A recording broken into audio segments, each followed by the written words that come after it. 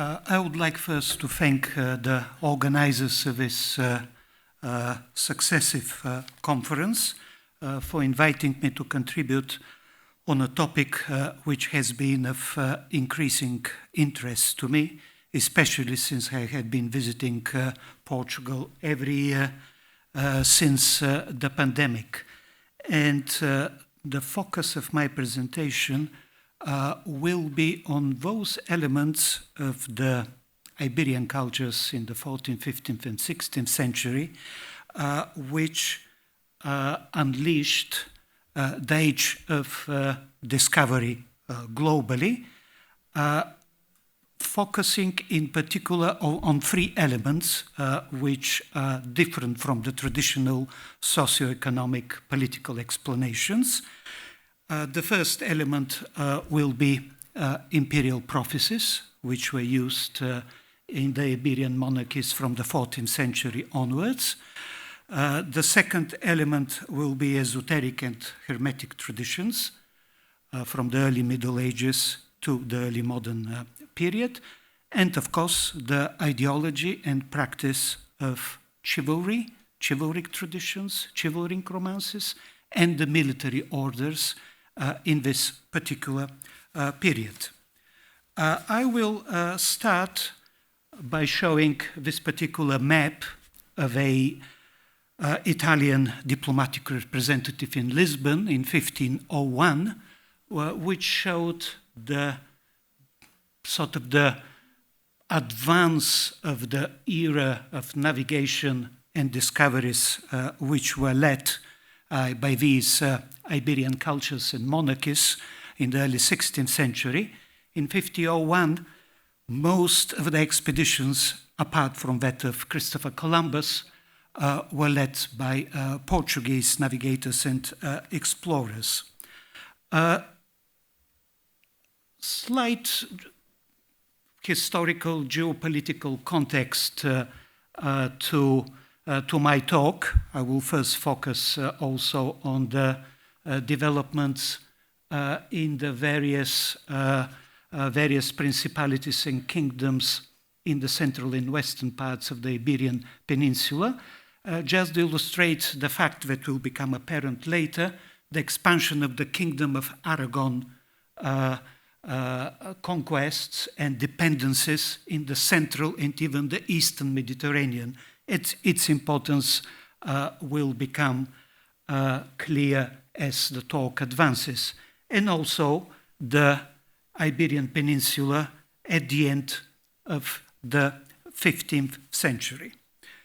In 1502, Christopher Columbus, whom now, as we know, was deeply interested and steeped in prophetic texts, wrote to the triumphant Spanish royal family, Ferdinand the Catholic and Isabel, to motivate, trigger their support from his expedition with the words, Joachim, the Calabrian abbot, said that there would come from Spain the one who would rebuild the holy house of Mount Zion.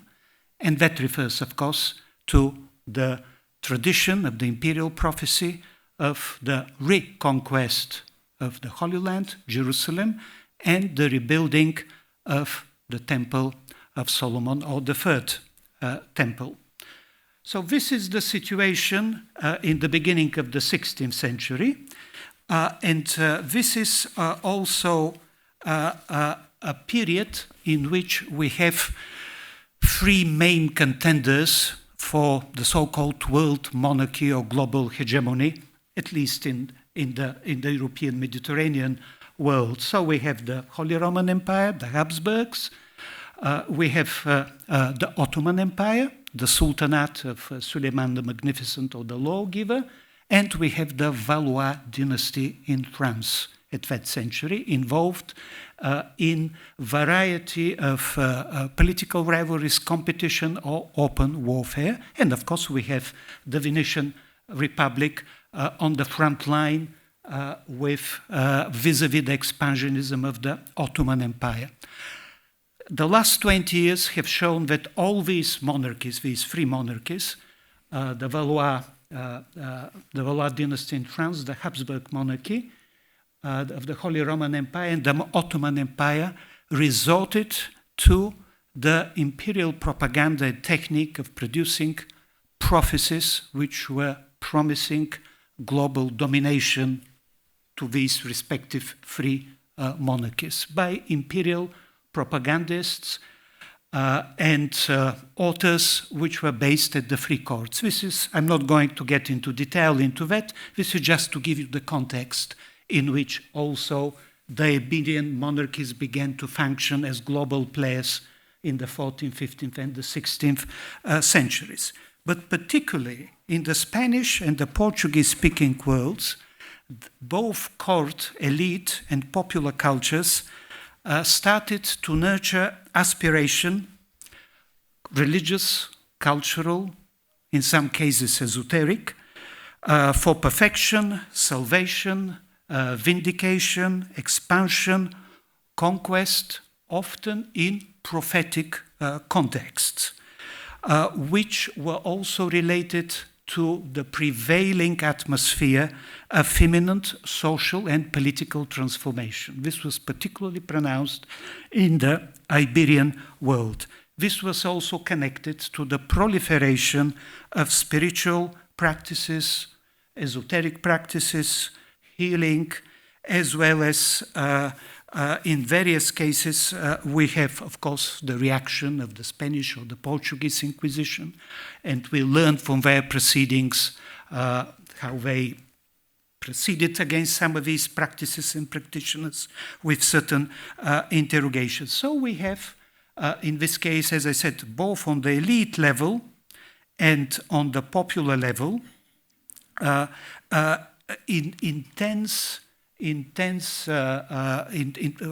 culture of, to some extent, of turbulence, of expectations of these transformation, which indeed followed and accompanied the age of discovery. So Christopher Columbus, in his letter to Ferdinand and Isabel, was quoting Joachim of Calabria, who was one of the main apocalyptic thinkers of the Middle Ages, who lived during the time, more or less, of the First Crusade in the Latin Kingdom of Jerusalem. And his main contribution, he is Joachim of Calabria, Fiore, his main contribution to apocalypticism, or historical or political apocalypticism, was to connect the book of Daniel and the succession of earthly empires in the book of Daniel, the Old Testament of book of Daniel, which has formed the core of nearly all historical apocalyptic texts in the European world. So he connected the book of Daniel with the book of Revelation from the New Testament. And his main Trinitarian vision of history, as you can see, is the age of the Father, the Son, and the Holy Spirit, which was to be imminent. According to his reconstructions, it was to start at the end of the 13th century when he lived. So a succession of prophetic figures, members of the monastic orders, continued the so-called Joachimite tradition with new accounts, new narratives, with new imperial prophecies connected to the fortunes of communities, cultures, and empires in the Middle Ages. But what Christopher Columbus got wrong in his letter to Ferdinand and Isabel, he attributed the restoration of the Temple of Solomon in Jerusalem to Joachim of Calabria. As will become clear, it was actually articulated by one of the main figures of the Catalan Languedoc prophetic polymath tradition of the late 13th, early 14th century, Arnaud de Villanova, about whom I will speak a bit later. But let's return to the core of the imperial prophecies, the tradition of the last Roman emperor, which all these monarchies that I showed started to claim in the 15th, 16th century, particularly in the climate of confrontation, epic, dramatic confrontation with the Ottoman Empire, the new version of the Caliphate. So here we have the Temple Mount, as it looks currently, the Dome of the Rock, Al-Aqsa on the southern part, which currently constitutes one of the main Islamic sacred spaces in the world. The legend of the last Roman emperor and his triumphal entry in Jerusalem dates to the 7th century, and the last great war, the last great total war of antiquity between the Persian Empire and the East Roman Byzantine Empire, which you can see on the map. As the Persian Empire from 602 onwards expanded and started to conquer more and more Byzantine Eastern Roman lands, 614 it actually conquered Jerusalem and the Holy Land, and from 614 and 620 onwards, the Byzantine counteroffensive saw one of the principal warrior emperors, one of the military geniuses of antiquity, Heraclius, facing Khusro II, the Conqueror. Both extremely strong characters, very good military commanders. Heraclius, for the first time, for quite a few centuries, actually fought on the battlefield. Before that, Roman emperors actually were absent on the battlefield. And between 628 and 630, Heraclius was triumphant. His feats are recorded on numerous occasions in medieval and Renaissance iconography. I'll show just quickly some cases to see how deeply, that's Piero della Francesca, and particularly his main feat, which was the Persians, or Khusro II, has abducted the true cross on which Jesus was supposed to be crucified from the Church of the Holy Sepulchre to the Persian capital. Heraclius returned the cross through the Golden Gate of the Temple Mount in Jerusalem. This feat and procedure was recorded on numerous occasions in medieval manuscripts, visual representation, etc. And Heraclius became the model proto-crusader from the Crusader movement from the conquest of Jerusalem onwards. As you can see, on numerous occasions, he is shown to be bringing the cross through. Let me see if my marker works here. No, it doesn't. Through the Golden Gate, you can see up there, towards the Holy Sepulchre. Why was this particular route important? This particular poignant and triumphant return of the true cross to Jerusalem and the Holy Sepulchre via the Temple Mount had also a millennial significance, apocalyptic significance. We are not yet sure whether it was a premillennial significance, according to the Revelation. The 1,000 years kingdom of Christ was supposed to be inaugurated either with the support of a Roman emperor or was to precede the second advent of Christ. Either Christ comes before the start of the millennium or the end of the millennium. In this particular case, we have substantial evidence to support the reconstruction that Heraclius actually was aiming to open a new era, the era of the 1,000 years kingdom of Christ, and rule by the side of Christ at the beginning of the millennium.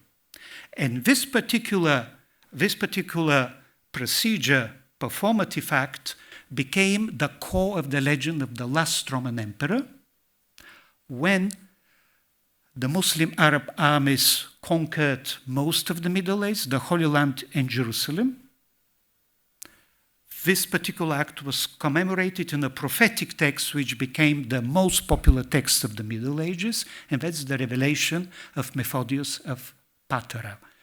which first was appeared in Syriac, then in Greek, then translated into Latin. And they became the core text not only for Christian restoration in the Holy Land, Jerusalem, and the Holy Sepulchre, but also for imperial ideologies, particularly when they were focused on the Eastern Mediterranean, Holy Land, and Jerusalem.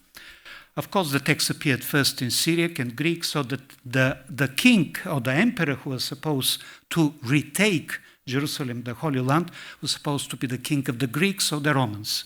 But the Byzantines were on the defensive against the Arab Caliphate, so the only emperor, warrior emperor, Nicephorus Phocas, managed to reach parts of Syria. Despite being called the Pale Death of the Saracens, he was unable actually to move into the Holy Land as such. So that was the last really serious attempt of the Byzantines to reconquer the Holy Land. So since the coronation of Charles the Great or Charlemagne in Christmas Day on 8000, which you can see in this medieval interpretation by the Pope, hopes for the restoration and the myth of the last Roman emperor was transferred to Western rulers, to the Frankish rulers, and then to a succession of other monarchic dynastic lineages which claimed this particular role. So with the First Crusade, you can see here the fall of Jerusalem, or rather the conquest of Jerusalem. You can see the main European noble families which were leading the various charges towards the holy city of Jerusalem, and Godfrey of Bouillon in the end breaching the walls near the gate of St. Stephen. And with Crusader Jerusalem, which you can see on the map, the Temple Mount was re-Christianized. The Dome of the Rock became Templum Domini, while the Knights Templar, of course, occupied the area of Al-Aqsa Mosque, which was renamed the Temple of Solomon, while the Knights of Hospital, the Hospitallers were just close to the Muristan area, close to the Holy Sepulchre. Now, what is important here, just as far as the myth of the narrative of the last Roman emperor, each year, on the day of the conquest of Jerusalem, the ritual ceremonial path of the old emperor Heraclius was followed by the king, Crusader king of Jerusalem, through the Golden Gate, which you can see there, via the Temple Mount, to the Holy Sepulchre. So the whole narrative, the whole procedure was followed in Crusader Jerusalem. And of course it had also metaphysical and spiritual significance due to the traditions of the earthly and the heavenly Jerusalem in Christian literature. Both apocalyptic, even mystical literature, this assumed a major significance. As far as the Templars are concerned, their famous, well-known seal, you can see the Dome of the Rock and the two riders on the horse. You can see here how Bernard of Clairvaux is praising the Templars, comparing their act of actually settling in Al-Aqsa or the Temple of Solomon as an act of cleansing, which is a new development in the Christian approach to Jerusalem and the whole land. And the seal of the King of Jerusalem figures in the middle, you see the Tower of David, the Dome of the Rock, or the Temple of God, and the Holy Sepulchre. And medieval representation of Jerusalem varied in their veracity. This is completely, how to put it, topographically not true. I mean, the Temple of Solomon is not in the middle, but this just shows the focus in medieval Christian imagination, including that of the military orders, of the Temple of Solomon, and how the Holy Sepulchre was positioned vis-a-vis the Dome of the Rock. with the Saladin's conquest of Jerusalem and the Holy Land, the Golden Gate was walled by the Saladin and the Ayyubid authorities, as they were obviously apprehensive of a possible ideological, dynastic, messianic reenactment of the return of the true cross to Jerusalem. This is how these procedures interacted in Jerusalem. In the 1220s, Frederick II Hohenstaufen, Holy Roman Emperor, at that stage, managed to negotiate with the Ayyubid Sultan, see the negotiation, Al-Kamil, a peaceful surrender of Jerusalem to the Christians, apart from the Temple Mount, and instigated for himself a coronation in the Church of the Holy Sepulchre, which one of the great historians of the Crusade, Jonathan Riley Smith, describes in this particular way. That is what one needs to take from this, that actually Frederick II was reenacting the last Roman emperor narrative or core archetype, which also motivated his grandfather. His grandfather was Frederick Barbarossa, who was about to join Richard the Lionheart, etc., in the Third Crusade, but did drown in this river in eastern Turkey on the way to the Holy Land. So, in this particular case, like in the 13th century, mid-13th century, we see how strong was this narrative of the last Roman emperor and the importance of his coronation in Jerusalem for leading European dynastic ideologies of the period. So what happened with, you can see here, Arnaud de Villanova, whom I mentioned. He is now the subject of numerous projects in Barcelona, in Catalonia. All of his texts are being published, republished, discussed, etc., because he was a polymath and a master of medical science. He was an Iberian man who was a frontier person in the sense that he knew Hebrew, he knew Arabic, he translated medical, alchemical, and other texts, and was also apocalyptic theorist. He was particularly talented medical practitioner, served as a medical doctor in the court of Aragon and also in the Vatican. So, and we can see him with another polymath of the period, who is extremely important in this period, Ramon Lull. So Arnaud de Villanova on the right, Ramon Lull on the left, both, of course, heroes of the Catalan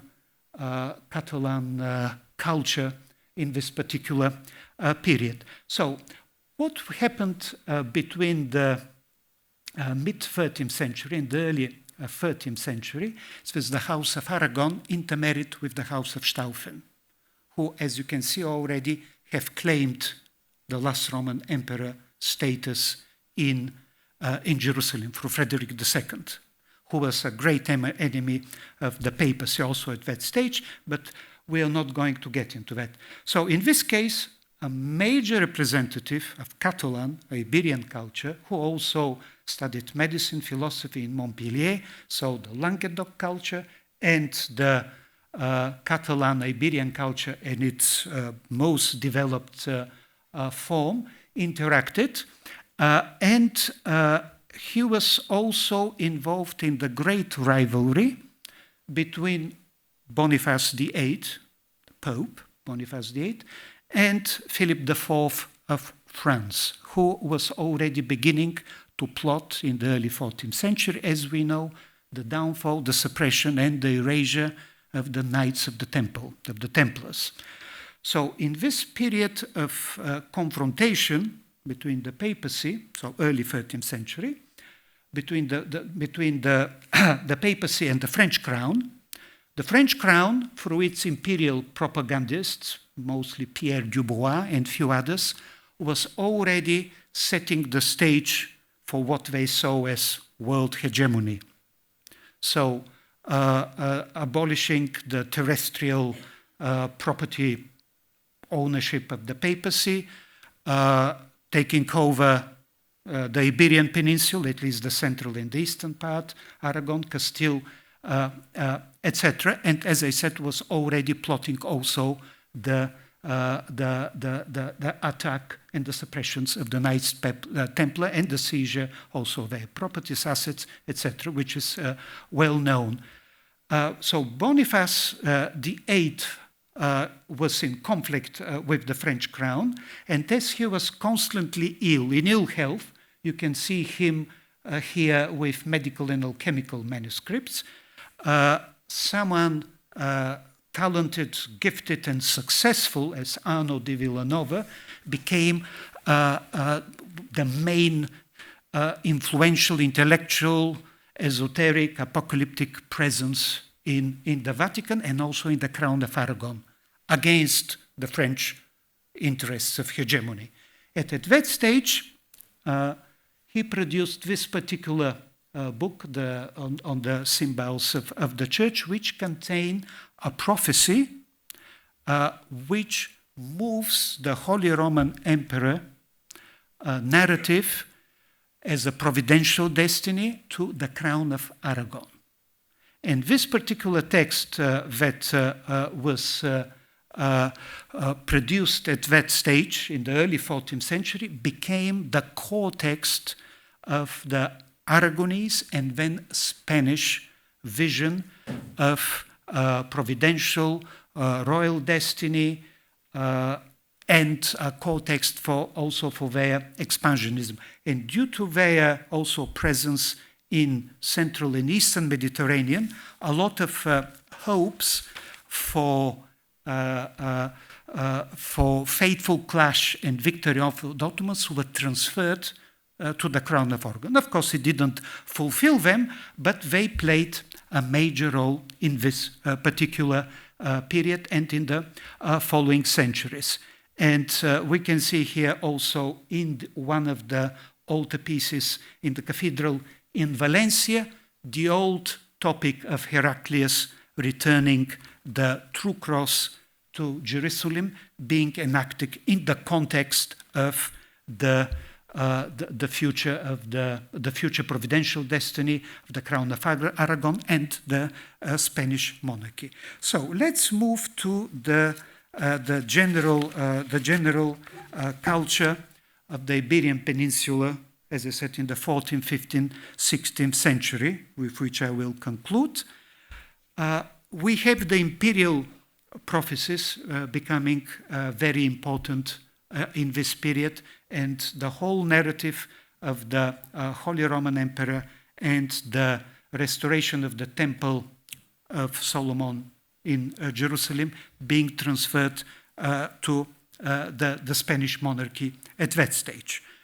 In the Iberian Peninsula in general, so I'm trying now to summarize what was specific and what was general, respectively to the Spanish and the Portuguese cultures in this particular period.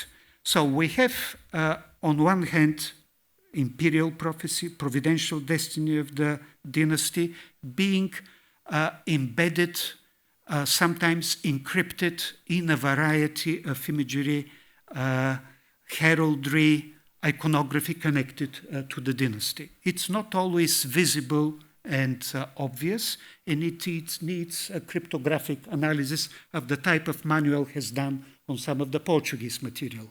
This is a material that's often embedded and encrypted in a variety of what was at that stage visual media as well as texts.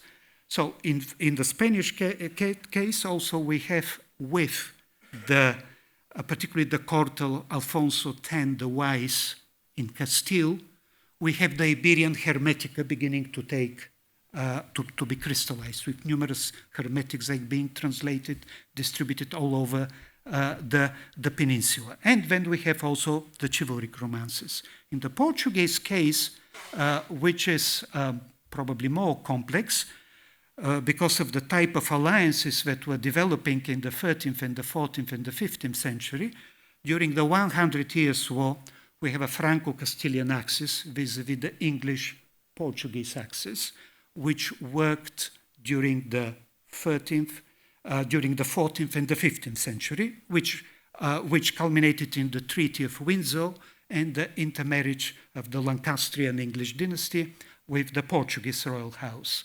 So in this particular period, now we know, due to extensive work on the Plantagenet cultures in England, that at that stage, in the 14th and the 15th century, the culture of chivalry with emblematic figures like Edward III, who founded the Order of Garter, his son Edward the Black Prince, the chivalry culture crystallized in England and played a major role also in the political cultural life of the monarchy.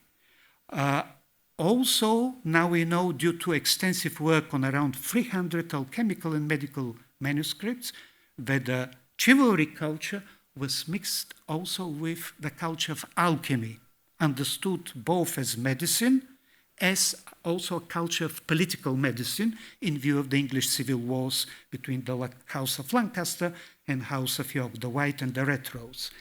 So a lot of chivalric romances which were created in this period had a very strong alchemical layer.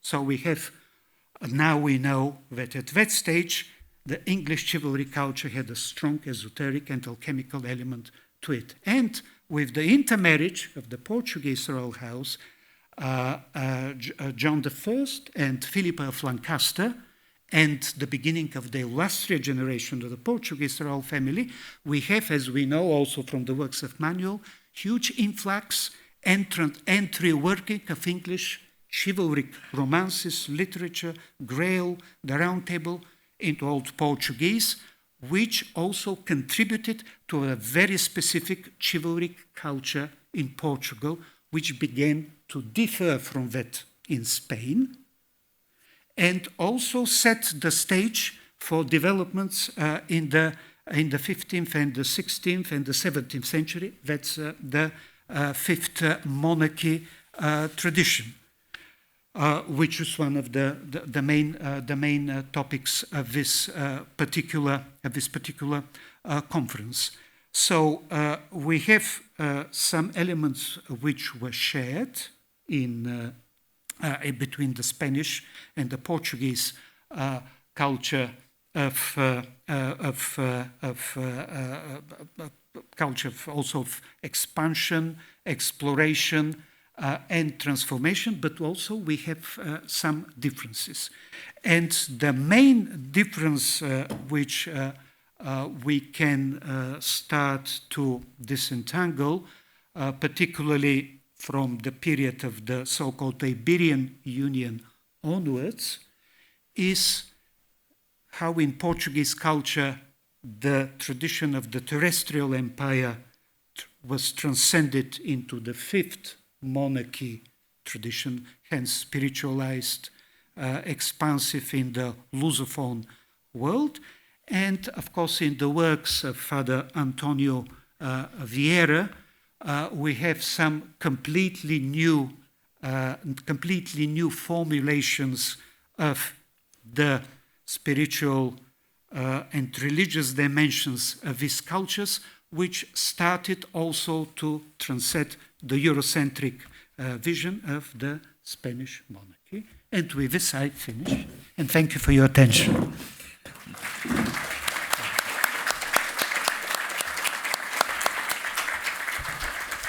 Thank you very much. I don't know if there are some questions that people want to ask you. If there is some, please. Is it true that the present King of Spain's father, Juan Carlos, is the King of Jerusalem? Because I've spoken with some people from Catalonia, and they have told me that there is still a King of Jerusalem, and that is the King, the ex-King of Spain, Juan Carlos. Is it true? Yes, I was going to mention that Ferdinand II, after Arnaud de Villanova produced this text, claimed the title King of Jerusalem. And successive Spanish kings have claimed it also. So there is a tradition. But others, the Anjou dynasty also is a very old enemy, because the Anjous and the Aragon, clashed over Sicily, southern Italy, etc. They also claim it. But I guess the Spanish claim comes because the active monarchy, still constitutional monarchy, comes, how to put it, stronger, because the Anjous currently don't have any kingdom to rule. The Anjou dynasty. Thank you.